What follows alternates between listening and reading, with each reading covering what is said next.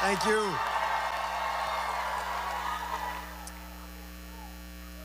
All right, y'all. Money out of? Money in your? Medicare for? All right, y'all. Look, I wish I could tell you that I was declaring victory right about now. Turns out it takes a long time to count some votes in Michigan. It's a big state. But I will tell you this. I want you just to reflect on what that means. Right now, we are on track to vastly outvote the historical numbers that we should have expected. And that tells you about the kind of movement that we were able to inspire. A movement that kicked off 15 months ago, traveling this state up and down, spending time in churches in Detroit and living rooms in Lansing, VFW halls in Escanaba, backyards in Grand Rapids, sometimes in rooms of 2 or 3, sometimes in rooms of 2,000 or 3,000. And across that movement that we built, there was an inspiration in the idea that we could take our government back. Government of the people, by the people, and for the people, instead of government of the corporations, by the special interests, and for the billionaires. And because you had the audacity to believe in that, you know that the billionaires, the corporations, and the special interests, they weren't going to give up lightly. We all knew they were going to spend their money. We didn't know they were going to spend $70 million of their money. We didn't know that they were going to outspend us $11 to $1. And yet we're still standing.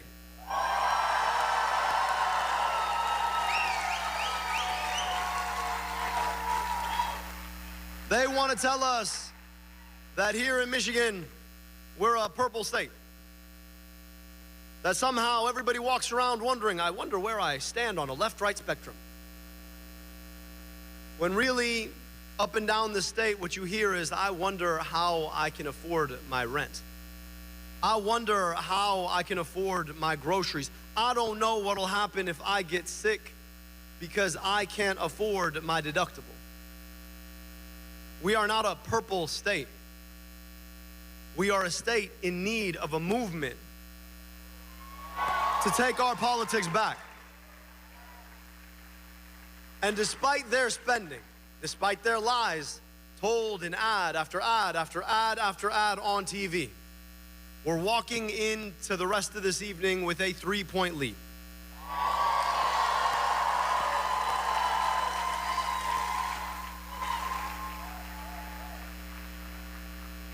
And so as folks ask, if and when we win this race, how are you going to beat Mike Rogers and their money? I want you to remind them that if we come through this, when we come through this, inshallah,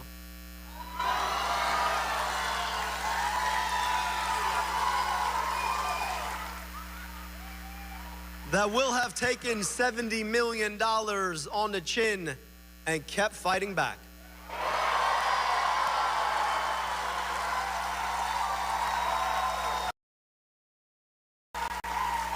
But I also want to speak to this moment. We've got 13 weeks to defeat Mike Rogers.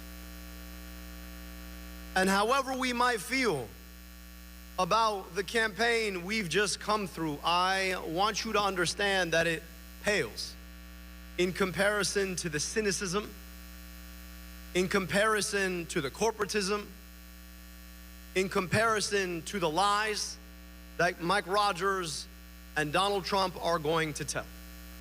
There is so much more that unites us. However much we might disagree with our Democratic opponent, there is so much more that unites us than divides us. And so to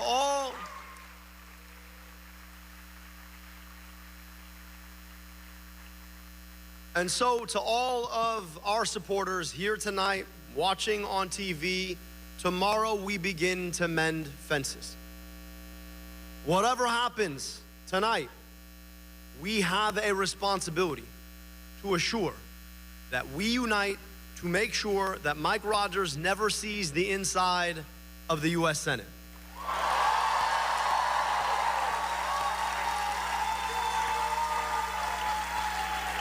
And I'm gonna ask,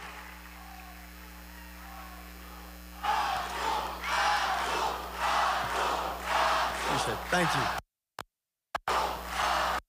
Thank you. Thank you. And I'm gonna ask all of us, as we think about where we go from here, always magnanimity in victory. So if your instinct is to be like, I told you, no. Let's come together to build a movement that's even bigger, that's even stronger, that's even more powerful, that reaches into the very depths of this state, that reminds us the best of who we are and who we can be. That is the commitment I want all of us to be making as we leave here tonight. And so, Mike, and I know you're listening, Mike, we are coming for you.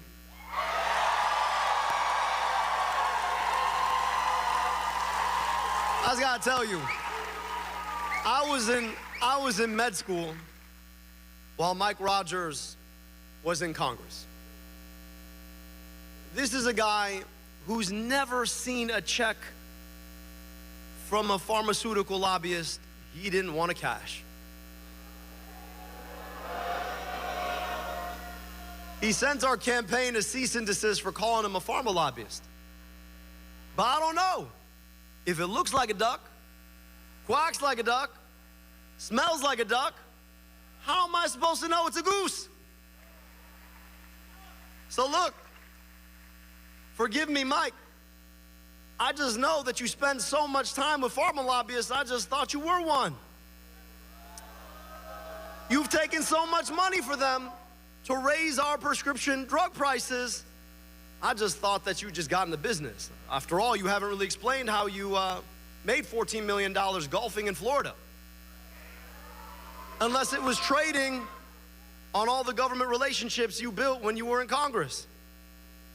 So I don't know, maybe 14 million wasn't enough. You gotta come back, get some more relationships and trade on them too? This is a guy who has never seen a check from a corporation he did not want to corrupt himself with. And here's the thing about it. He can't decide which era of Republican he wants to be from.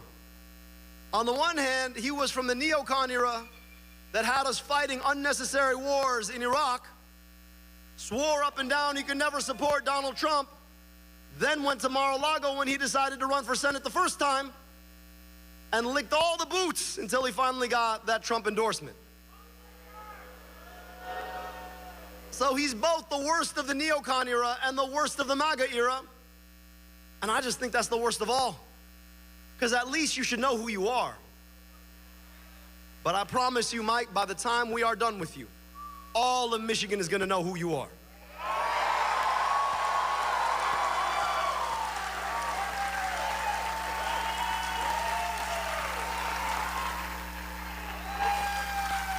You are a corporate sellout who's not a pharma lobbyist, but really, really might want to be one someday, who voted to raise our prescription drug prices, who supported wars we don't need to fight, who tried to shut down our bridges, who wants to stand in the way of our unions, who should never see the inside of the U.S. Senate.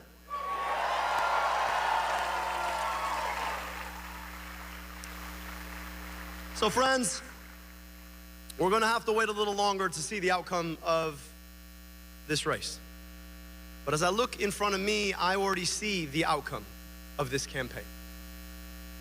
A community of people who came together around a set of ideals, built on the foundation of what this government was supposed to be in the first place. Government of the people, by the people, and for the people. And as I think about where we sit in the long arc of our history, it's hard not to reflect on the fact that we just commemorated 250 years. And we all know those 250 years weren't perfect. We all know that a lot of that history was built on a set of foundational errors. And at the same time, I can't help but appreciate the fact that I know what America gave me. America is an incredible place. I used to live the contrapositive of the life I was supposed to live when I'd spend summers in Egypt. I crossed 15 hours and 10 years difference in life expectancy. But for the accident of being born here, I got the opportunity to get vaccinated against diseases that killed 2 of my aunts and uncles that I otherwise never met. I got to go to amazing public schools. I got to go to an incredible public university. I got my medical education paid for by the NIH. And at the same time, growing up just 15 minutes away from me, children whose families had been here far longer than mine, who never got those same opportunities. America can do glorious things, but to love America isn't just to dress up in some colors and pretend that everything's fine. To love America is to will America to do the hard work of being better. If you love America, you want America to be America for all of her kids. And as I think about those past 250 years, those errors, slavery, Jim Crow, the fact that this country was built without giving women equal access to citizenship for years, continued discrimination against people. The thing our country has always done better than anyone else is that we've been able to look those failures in the eye and correct them. It's not because we ignore our challenges. The greatness of America is the ability to see those challenges and fix them. And 250 years on, as we think about where we go from here, it is that ability to correct that we together have embraced in this movement. We live in an era of historical inequality, in an era where union participation is near an all-time low, but the number of billionaires has never been higher.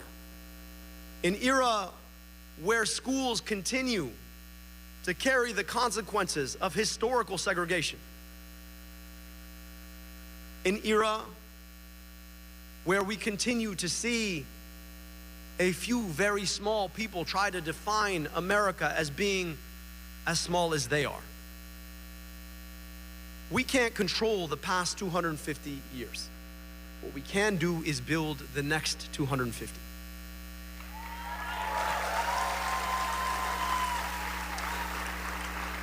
And to do that, it's going to mean movements like this one, of the people, by the people, and for the people, with a distinct purpose of taking on the challenges that we face. Those movements have never been more important than they are right now.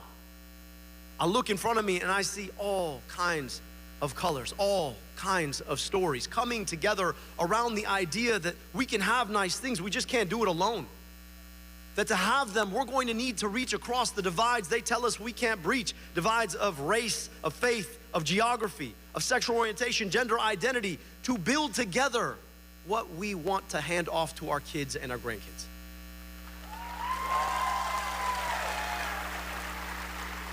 And for the past 15 months, I've had the privilege of being a part of that movement with all of you. And so as we continue forward, for the next 13 weeks, I am asking you to put your shoulder in the work to make sure that we defeat Mike Rogers, we defeat and send a blow to Trumpism, and we do the work of building that next 250 years that all of us deserve, because at some point, whether you know them or you don't, the future will ask you, what did you do in this moment? For me, it looks like 2 little girls, ethnically half Indian like their mom, ethnically half Egyptian like me, 100% American.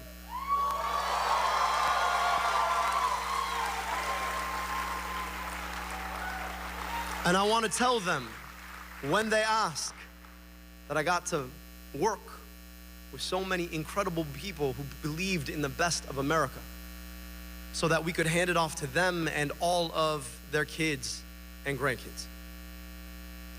Ask yourself what we could be if we treated all our kids like they were all our kids. Ask yourself what it would mean when it comes to where we spend our tax dollars, about the schools we build, the health care we provide, the opportunities we would want. And for the next 13 weeks and the next 6 years after that, I'm asking you to join me in helping to build that America.